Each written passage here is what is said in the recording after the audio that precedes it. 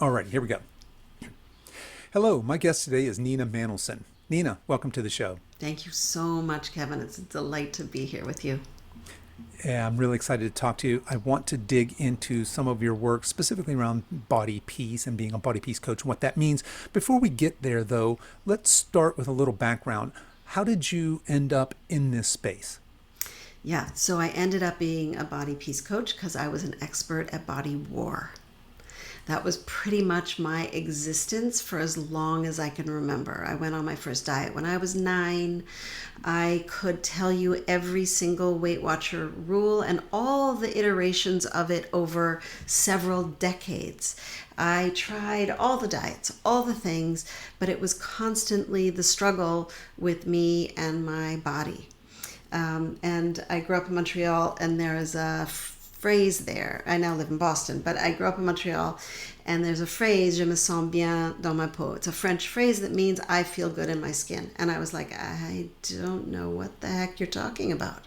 I was like, I don't know what that means to feel good in my body. All I knew was my body wasn't good enough and so and so's body was better. And I should be like so and so's body and so and so's body. And I'd walk into every room and compare, no, even when I was young. And so somewhere along the journey, I was like, you know what? This isn't working. Something's got to shift. And so I started to deep dive into our relationship with our body. And that led me to actually becoming a body worker. I did massage for years and really touching women and really hearing the story of everybody's body and understanding that we're so much more than, a bunch of bones and muscles. We are a whole, complete, nuanced, epic journey that is held in this flesh of ours. And so because of that, that led me to become a therapist. I went back and got a master's in counseling, but I was still struggling with food and body. And I was having kids, and I was like, this cannot continue for another generation. Because I was raised on the culture of diets, and I didn't want to raise my kids that way. So I eventually went back to school to learn nutrition and then started bringing those things together, right? What's happening? What's the psychology in our body? What's the psychology that goes into our eating, right? What is the story of our body? And that led me into body trust work, intuitive eating work, psychology of eating work, until I cultivated this whole body of work, which I call body peace. Yeah, body peace. So you've come a long way. You started this description by saying that you were at war with your body for I think, the majority of your life there. And you Yeah. mentioned, I think, that you started your first diet at age 9. Now, was there any one event in your life, or how did that shift happen for you? Because you're right. I think a lot of people, especially people that are on a weight loss journey or trying to lose weight or may have unsuccessfully or quote unquote failed in their diets, they're comparing, right? I want my body to look more like that body, the body that the fitness marketing machine spits out for us and on the front covers of these magazines. What How did you make that shift?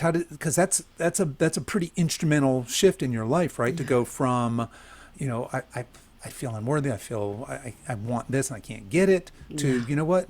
Hold on. This comparison isn't serving me. Yeah. So in some ways, it was a really gradual shift in terms of slowly learning how to actually be embodied, feel my body, notice my sensation, learn how to listen. I literally have a course called Body Listening Lab because learning to listen to my body was so important to me. And it also felt a little bit sudden because at a certain point this is such a weird thing to say, but I was bored with my own thoughts. I was exhausted and bored. I was like, are you kidding me? Again, I'm walking into a room and going, is she bigger than me? Is she bigger than me? Am I bigger than her? Like, I was like, this is tiresome, exhausting, boring, and I'm done. And that's when I got really serious. And it's often when women come to work with me, when I know that they're actually ready to start the work, when they're like, I am so done with this internal conversation of, oh my gosh, I can't believe I ate that. Should I eat this? What about the scale said this to me today? Like, they're like, it's occupying too much of my brain. And that was truly a snapping point for me, where I was like, I have more important things to think about than the size of my upper arms. Yeah, okay. So I love all of that, obviously. So you had talked about listening to your body, and I remember early on in this show, I had a very competitive, in fact, he won the CrossFit Games, very competitive athlete. And one of the things he mentioned in there is he was talking about, well, how do you prepare for, just these physical feats at such a high level? And he said, it's very important. I need to listen to my body. And when my body whispers to me, I need to be able to respond. And at the time, I thought, holy moly, this guy is so in tune with his body that when it whispers to him, he listens and responds. And I think most of us, not only do we not hear when our bodies whisper to us, we don't hear when our bodies yell at us, Oh my right? gosh. Kevin, I love that you say that, right? Because our Yeah, bodies are yelling they're always so talking to us. often. They're always talking, but then when we don't hear the whisper and we don't hear the normal tone conversation and we don't hear Ratchet up. my voice is being raised a little, then our body starts yelling like crazy. Yes. And it Yeah. is. But the other thing I want to say about that is it's a learnable skill. I didn't grow up like, oh, listen to your body. It's just, we were not raised on that. We were actually Yeah. raised to ignore sensation. You're not hungry. Somebody else's needs are more important, bigger, better than yours. Like, ignore. And when I talk to nurses, that's like the perfect example on steroids, which is when I say, well, do you stop to pee? They're like, no, not till the end of my shift. There's no time. Like, literally, your body says, I need to pee. And you're like, no, can't do that. But learning how to listen to our body is learnable. It's something we can reclaim. Yeah, I love that. Learning to listen to your body is something that you can actually learn, right? It's something that can be trained, and there's great value in that. Because to your point, when your body's trying to tell you something and you don't hear it or you can't hear it, it's just going to speak louder and louder until finally something maybe potentially breaks. All right. Well, Nina, before we go any further, let's back up and let's define. You had mentioned a couple of times now you're a body peace coach. What is a body peace coach? Yeah. So fundamentally, what I do is help women repair the relationship with their body and food, right? So if they are, like I was, at war or in the struggle of feeling good in their own skin, feeling at home in their own body, then the work that we do is how do we create a home, a place to live, because this is it for the duration, right? How do we Yeah. create this place that we're going to live to be a place where we can be like, this is a peaceful home. This is a place where we can have a conversation. This is a place where my body says what she needs or what he needs, and I am listening. I am tuning in and being able to respond. I'm not just in reaction to the latest, greatest diet that somebody created because it worked for them for a year. No, we're actually in a long-term committed relationship. And that's what the work of Body Peace is how do we come into that relationship? How do we foster that relationship? And how do we feel good in that relationship? Okay, so I love all of that. And we talk a lot on this show about making change, making small change, and making change that is sustainable for the rest of your life, something that will become a habit and then just become woven into the fabric of your life. Because you had mentioned, we're not going to go on a diet, we're not going to do keto for 6 months or try intermittent fasting or whatever the flavor of the month is. Because what all, and there's nothing wrong with any of those things, right? If people want to do that and it serves them well, that's fine. But really what you're talking about is fundamentally changing our relationship to ourselves, to our food, to the way we eat, to the way we view our bodies and our food forever, right? So Yeah. I will often ask people when they say, "Hey, do you think I should try this keto diet?" Because a friend of mine at work has a friend who lost 30 pounds in six Mm-hmm. weeks or something, and I said, "Well, but hang on, the keto diet, you know what that is and what that entails?" "Oh, yeah, yeah, okay. There's no carbs. Okay, could you do that for the rest of your life? Does that sound enjoyable to you? Does that sound like a way that you would want to eat for the rest of your life?" "No, well, I don't know. I've not tried it. Maybe." Probably not, right? So Right. when you have these people coming into you, and I suppose the motivation for change can be very powerful, right? And well, let's back up. Let's talk about motivation for change, specifically because you specialize in women. When women are coming to you and they want to change, and let's just say they want to change their weight, right? What typically do you see as the main motivators for them on this journey? So it's interesting when you talk about motivation, because what's the motivation? That's really what I want to Right, know. Because often people say, I want to lose weight, and I'm like, okay, so let's talk about that. If you lose weight, then what? How right. would you feel, right? It's digging under that. I would feel more energetic. Great, that's a great goal. Let's go for energy. I would feel confident getting dressed in the morning and being fully myself. Great, let's go for that. I Yeah, would feel more sexual, more sensual. I would feel more connected in a room full of people. I wouldn't feel so much shame. I wouldn't hide. Great, let's go for what you really want. Weight yeah, loss is often the placeholder. It's a sticker that society puts on top of all those things that we want. I want to age and be mobile and vibrant and feel strong, right? Let's go for that. Let's go for the things that we truly value. It's our culture that has trained us to go, in order to get what I want, I have to jump through this hoop, and that hoop is weight loss. So, oh, if I have to jump through the hoop of weight loss to get what I want, okay, then what's the next latest, greatest diet? Because I'll do anything to get to what I want. And if the hoop I have to jump through is weight loss, then, well, what's the path? What's the new diet? So, what if we just took away that hoop and when you actually yeah. don't have to jump through the hoop of weight loss? But then women say, yes, but I'm not comfortable in my body, right? Well, but then we need to go for, what do you want? Because when we get what we want, we start taking care of ourselves nicely, right? Going on the next diet, losing the 15 pounds, then gaining the 30 pounds, because 95% of people who go on diets gain their weight back, if not more, in 2 to 5 years.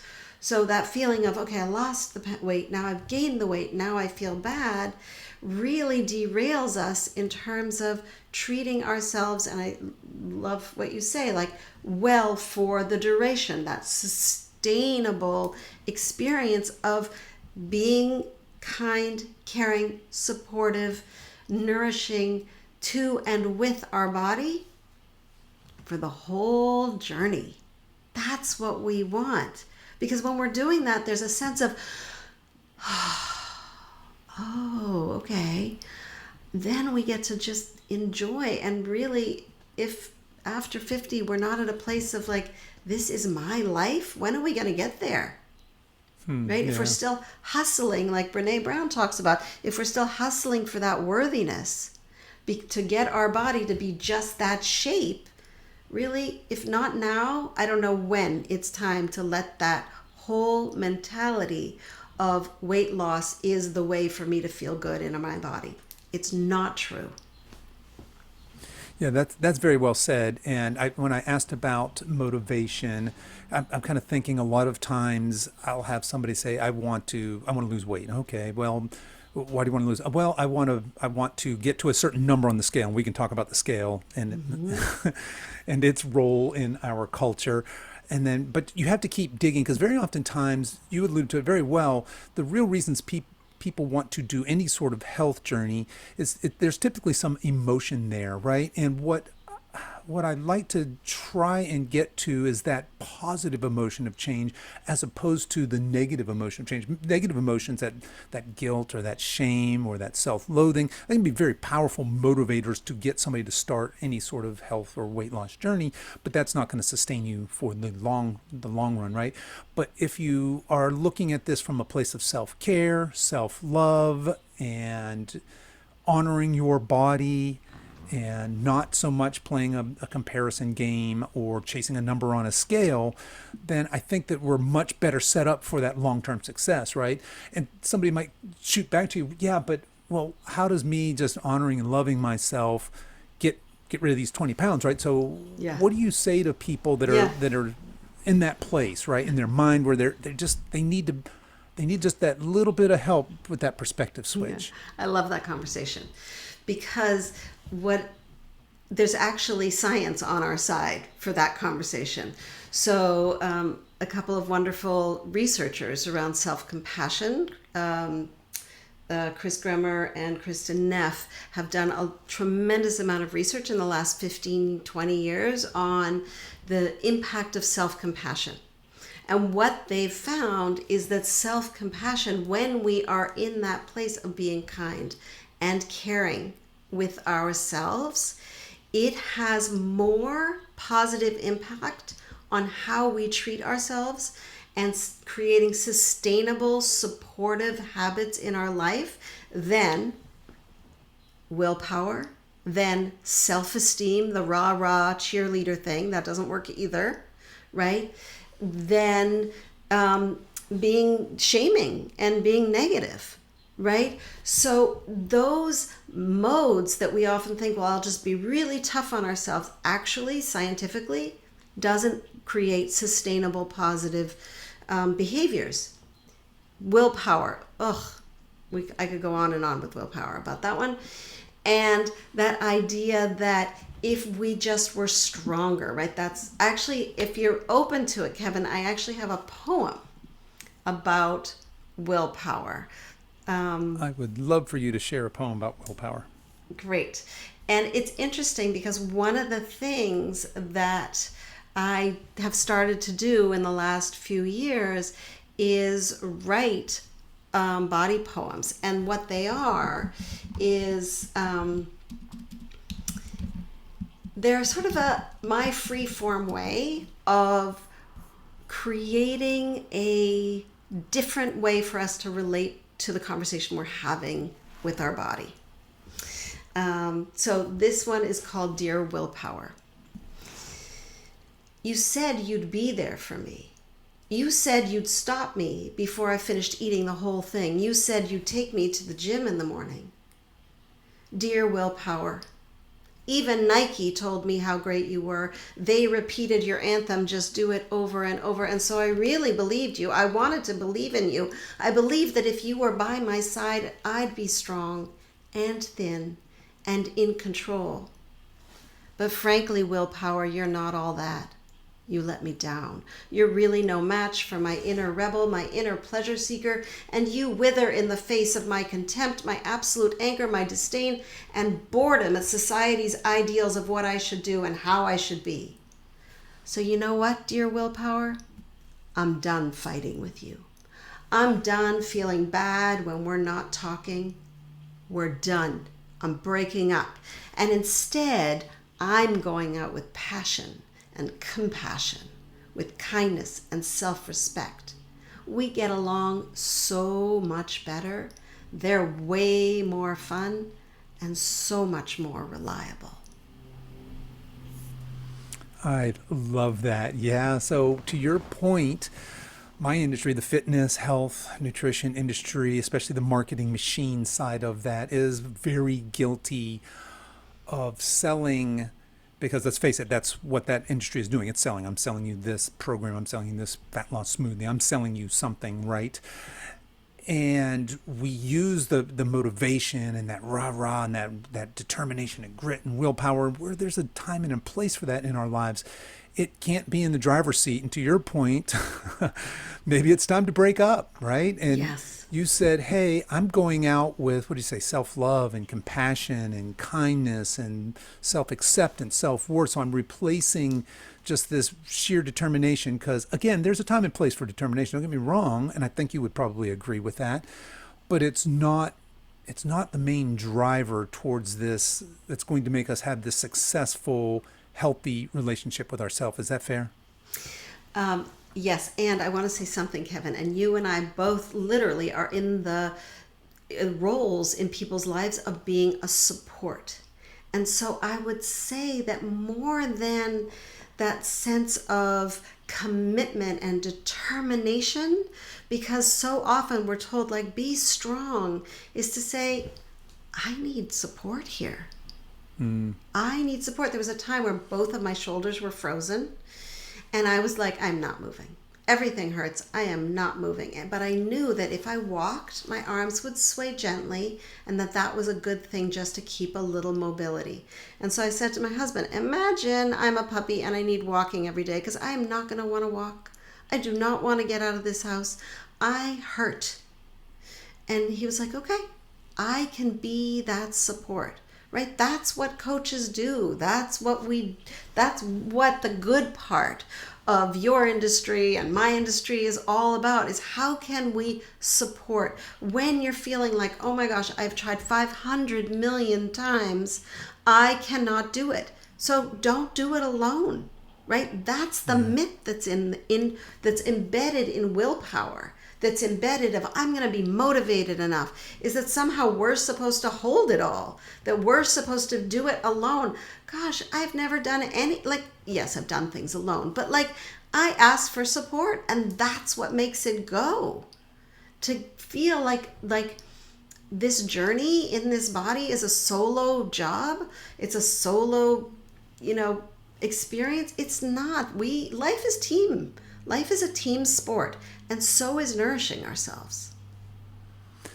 Oh, I love that concept, that life is a team sport, and so is nourishing ourselves. And certainly, I do take that that's kind of the sacred part of our Yes, roles, right? Is that supporting, absolutely. meeting people where they are, having that empathy and that understanding, and knowing that everybody is they're a bio individual, but we all have different backgrounds, we have different beliefs, we have different starting places. So my journey is not the same as your journey. It's not the same as the next person's, but just honoring that, understanding that, and guiding these people in these principles, as opposed to, here's your meal plan, here's your exercise plan, go out and execute. And if you what's the matter with you? How can you not be fit after that, right? But So Kevin, what I you think just said is, what's the matter with me that I can't, what's the matter with me? Here's the instructions. What's the matter? And that's right. exactly what we say to ourselves. What's the matter with me? I hear it all the time from women who come. I feel like I'm broken. What's the matter with me that I can't get this right? I'm so capable in so many In other areas aspects of my life. yeah, right. What is my issue? Right? And then it becomes the self-blame game, right? The shame, the self-blame, and it's like, ouch, right? And literally I talk about, there's two relationships that our culture teaches us that we can be with in our body. One is feel bad about it. I blame myself, I shame myself, I feel bad about my body, I hate my body, I get dressed in the morning and I feel terrible. And the other is, I'm on a diet, I'm doing great. Then that works, Yeah. right, for 2 months. Then, now Sure. I'm back into shame Yeah. and blame. So that's not That's a vicious cycle. It's completely, that is literally the diet cycle right there. That is the diet cycle, and it's it's not healthy it's not healthy biologically, as it turns out, that constant yo-yo dieting, and it's certainly not Yeah. healthy for your emotional, mental, spiritual state either, to be sure. And I think that, going back to your point about people thinking, what's wrong with me? Why can't I get this right? And they hear this very simplistic advice that is very simple: just eat less and move more. And there's a number of reasons why that's not great advice. I don't know Yes. that we need to unpack all of that here. Certainly, we've done that on other shows. But people hear this and they think, well, it's so simple, and I can do. amazing in so many parts of my life. Why is this so difficult? Yeah. And it sets people up for that kind of that guilt, blame, shame, Yeah. downward cycle, and just all kinds of negative consequences there. But So I that want to talk. question, but I'm sorry, I'm Go totally ahead. interrupting, but that question is so important. Like, why is this so difficult? Why is this so hard? And Yeah. it is hard. Like, first of all, to acknowledge it is hard instead of going like, Mm-hmm. why is this so hard? Throw our hands up. I'm a victim to, like, this is just impossible. Like, yes, because diets don't work, right? They just don't. The most common outcome of dieting is weight gain and disordered eating, right? They don't work. But why is this difficult?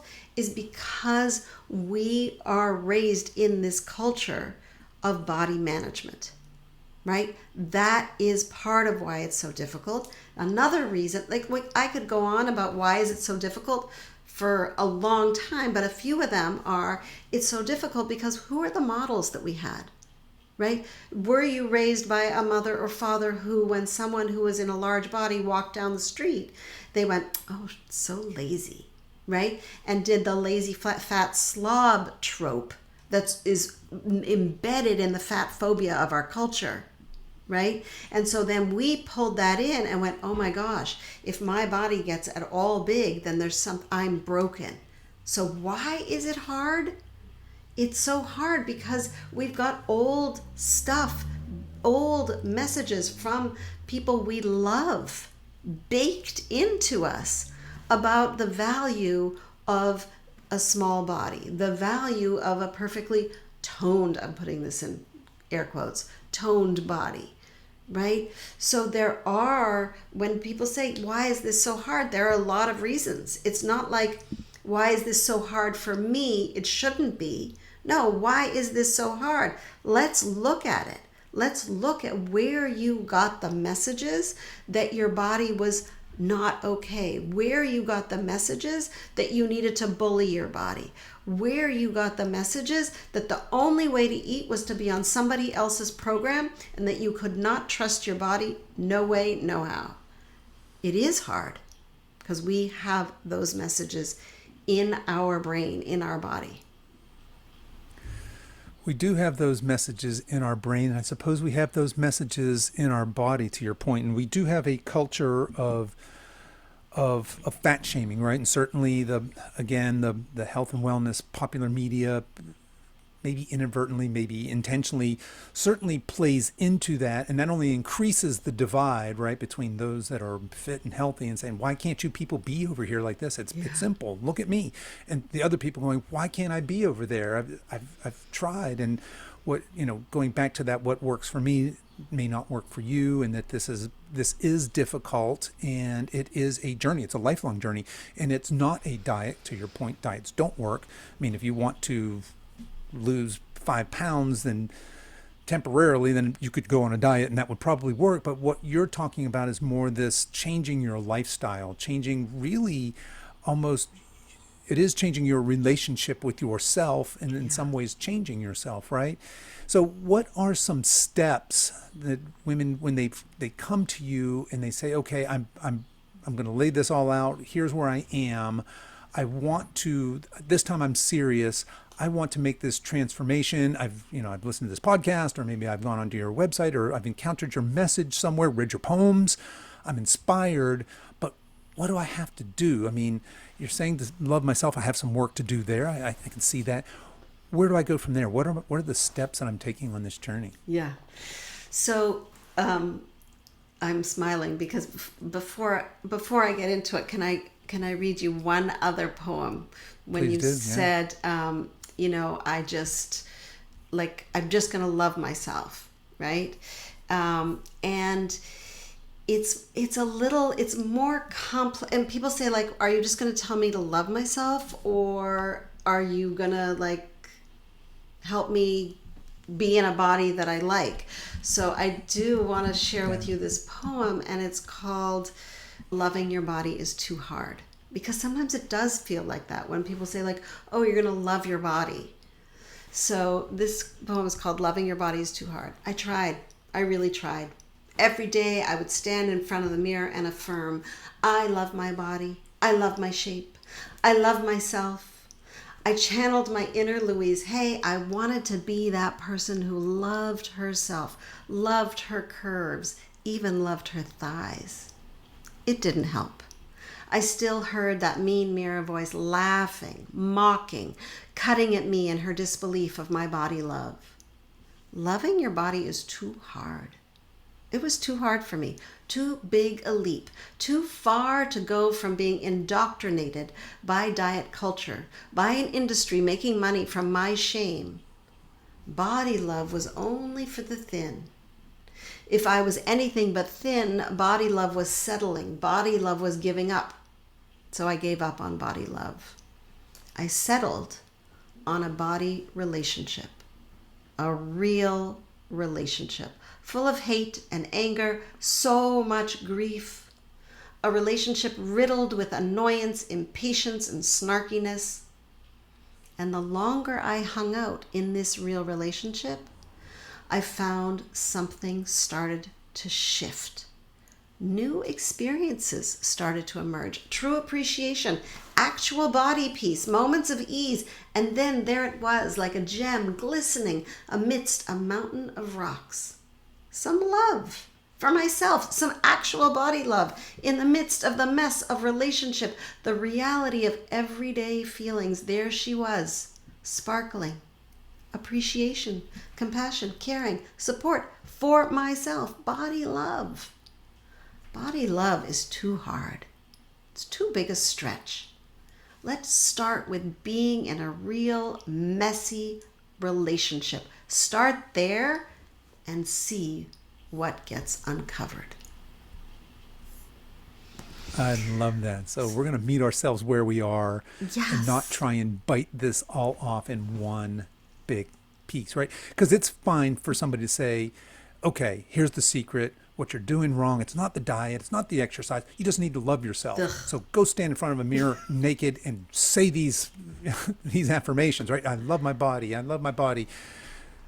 It Maybe that doesn't, will work for you, it but does. maybe No, I not. honestly, Here's 10 years I did it. For 10 years, I yeah. said it. And for 10 years, I heard that mean mirror voice. So really what we're trying to do, and that was my long way of saying, we're trying to create a relationship. And one very powerful, small, seemingly, oh, it's not going to make any difference kind of suggestion, just to start this, is part of my hello technique.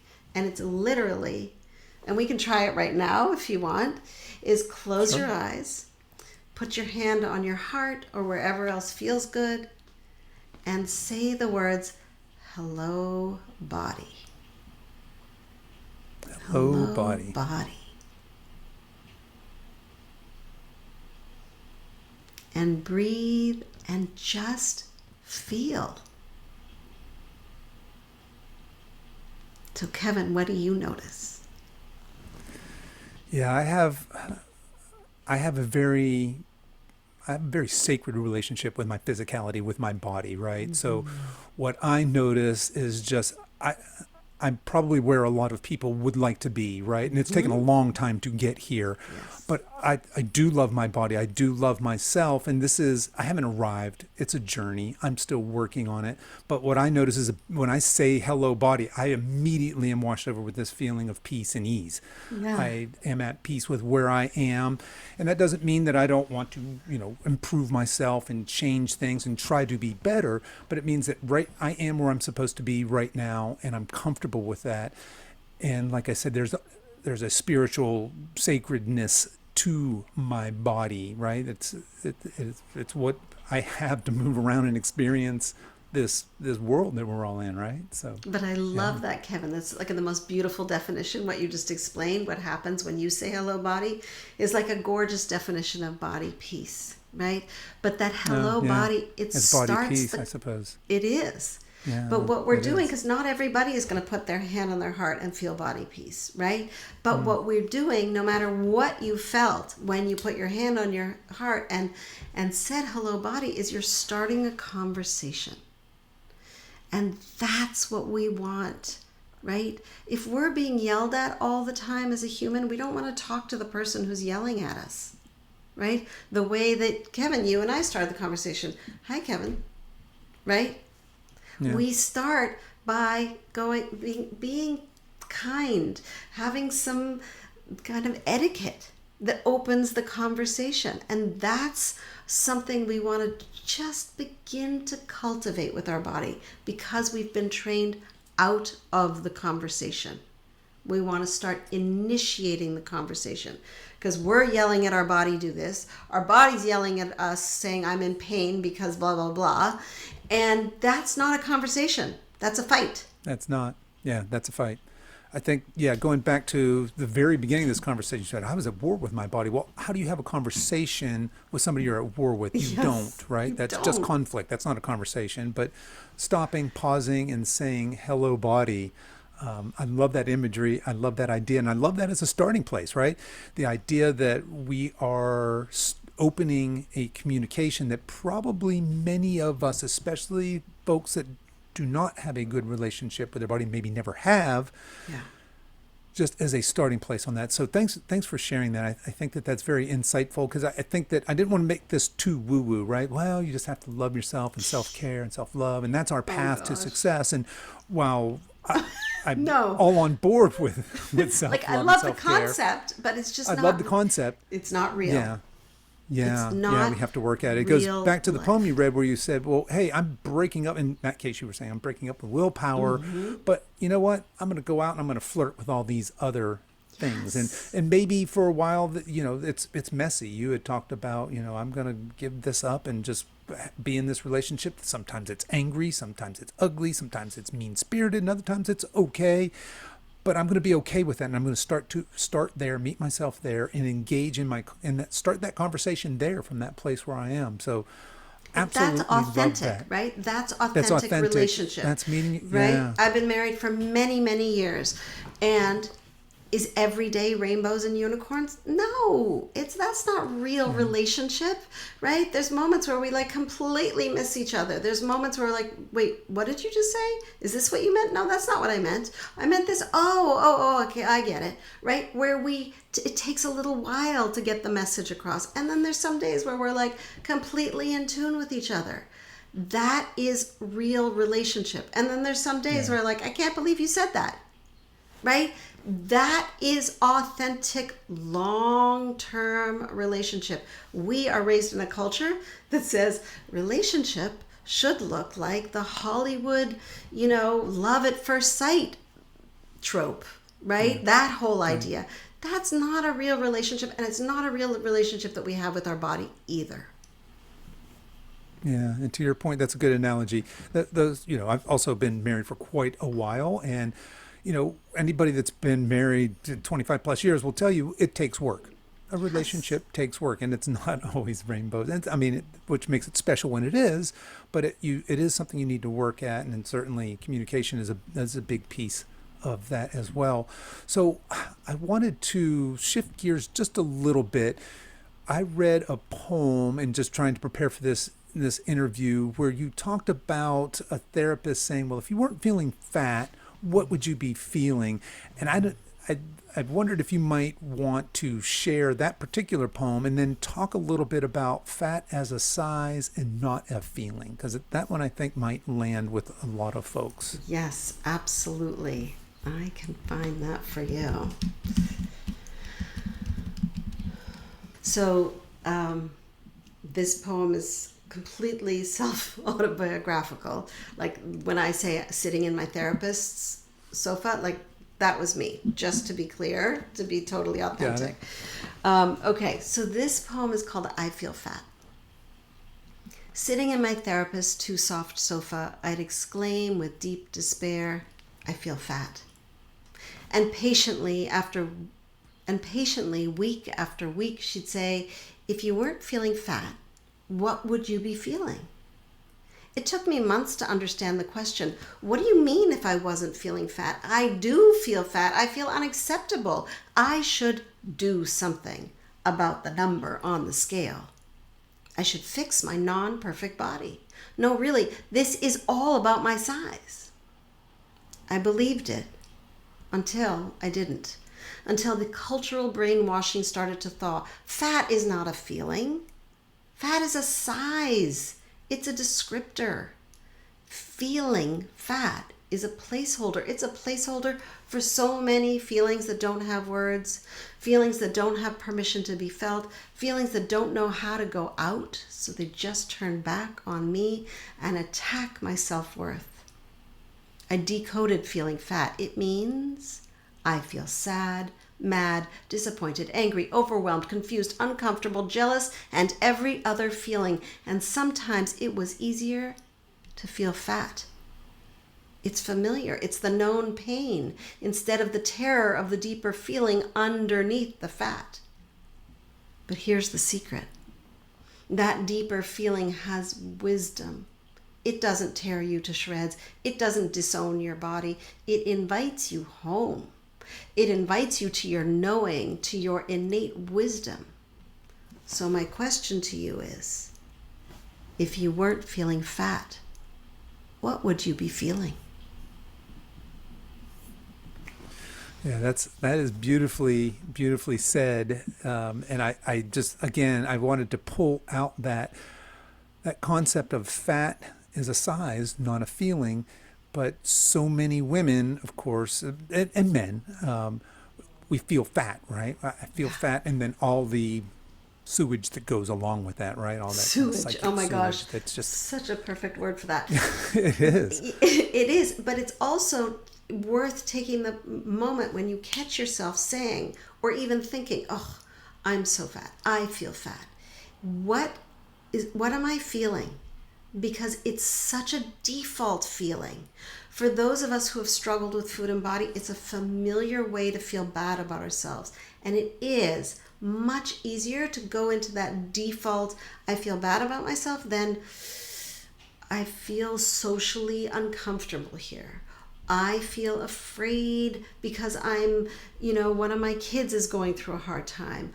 I feel pressured because I have all these deadlines at work, right? It's easier to go like, okay, there's a feeling, there's something there. I don't even know it's a feeling, but I'm feeling bad. What's familiar? Let me feel bad about myself. I feel fat. So it's really worth doing some archaeology when we hear those thoughts or words.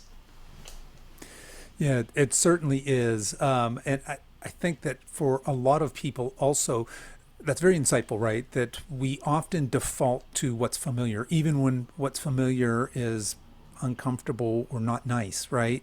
Totally. But because it's comfortable and it's known, we feel somehow safe there, I guess, is a way of saying it. And as you were saying that, I'm just thinking, so somebody, a man or a woman who's overweight, feeling fat, not feeling good, and to your point, probably has some things underneath there as well. And one of the ways we medicate that pain is through this emotional eating. And now what we're doing is we're setting up this sort of, we want an upward spiral. We talked about spiraling up earlier. Now we're kind of moving into the space of this darker downward spiral. Well, I feel bad about myself. I feel fat. Why can't I, why we've gone through that. Why can't I? And now I'm going to numb some of this pain with food. And there are some biological and hormonal reasons why we would do that. It works. But yes, it works. It works. It will numb the pain. It will numb the pain. Temporarily. That's the thing.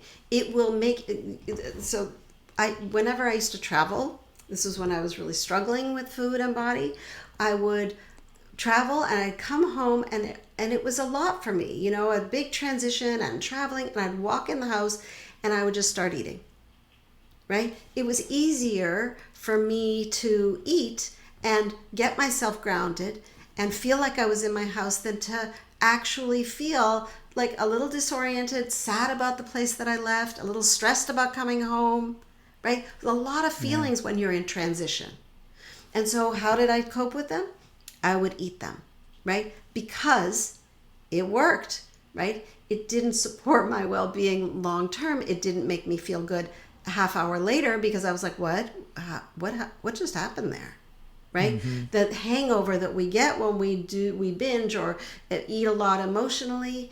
So it's so important to realize, like, wait, that emotional eating is actually trying to serve me, right? That behavior. And this is a really, really important thing to wrap our minds around and our hearts around, is that our unwanted eating behavior, they're like magic doorways. They're like red alert buttons on a car. They're like a flag waving to say, look over here. There is something going on. It's like our body yelling, I have something to tell you. Please notice, look under the hood, right? It's not the behavior that we go, oh my gosh, the behavior's wrong, the behavior's wrong. Something's wrong with me because I'm doing this behavior. No, no, no. The behavior is trying to help us, and there's something else going on. There's a need underneath.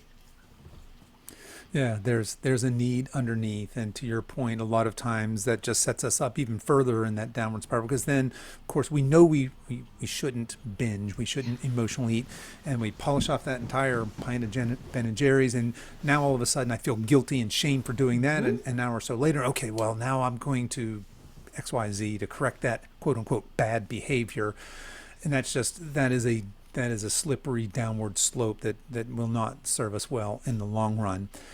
Well, Nina, I know we're getting short on time here, but I wanted to ask you first, what's next? What's next on the horizon for you? Where are you going from here? Yeah. So I'm actually in love with what I'm doing right now. I am offering group programs. I work with women individually. I am teaching a lot. I am writing poems a lot. I am leading retreats. I am like completely, if you want to come to Italy and do body, peace, and aging with me, I have a retreat happening in April 2023. So there's just a lot of really, the work that I do feels very rich. Something fun that I have right on the horizon, if you're listening to this before August 24th of 2022, is I have a free body peace class. And in it, as we talked about these two relationships that our culture gives us in order to, here's the template for how to be in your body, you hate it or you manage it. So in the body peace class, we go into what are the other relationships that are possible? And how do we get there? So if that's of interest, come to my website, ninamanolson.com or Body Peace with Nina. They'll both get you there. And there's a sign up for the free class, but there's also this really, which you can pick up at any time whenever you're listening, an incredible journal. And it's about practicing body peace. And just as we were talking about what is the relationship we have with our body, there's 20 questions in that journal to really help you start to unpack what is your relationship with your body and how do you want it to shift and how do you start to have this conversation. So the Practicing Body Peace Journal is there too, and that's free.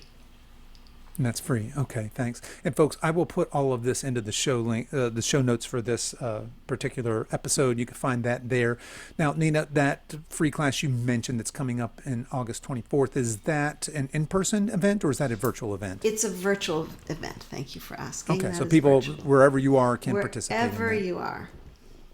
Okay. And now we've mentioned your websites, and again, I'll throw that into the show notes. Are you on social media? Are there other ways that people can connect with you? Yes, I'm on Instagram, I'm on Facebook, I'm on LinkedIn, I'm even on Twitter. Not Twitter, TikTok. There you go. Okay. And and if you feel like, you know what, this resonates, I just want to talk about it, reach out to me. Great. I'm sure your contact information is on your website. People can find that there. Absolutely. Fantastic. Well, Nina, I want to thank you so much for coming on the show today, being vulnerable with us, sharing with us, and sharing all your knowledge and your wisdom and your insight. I think the work you're doing is fantastic and so needed, especially now. Again, I feel like the health and fitness and wellness industry has done a poor job communicating what you're talking about here. And I just really encourage you to keep up the great work. And I wish you all the best in all your future endeavors. Thank you, Kevin, so much for having me. It was such a juicy, deep conversation. I loved it.